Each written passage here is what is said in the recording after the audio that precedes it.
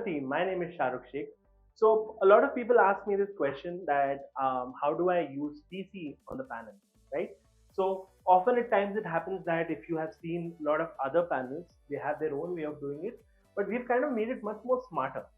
So how we have done it is basically either you can go on more options, and here we have a PC option.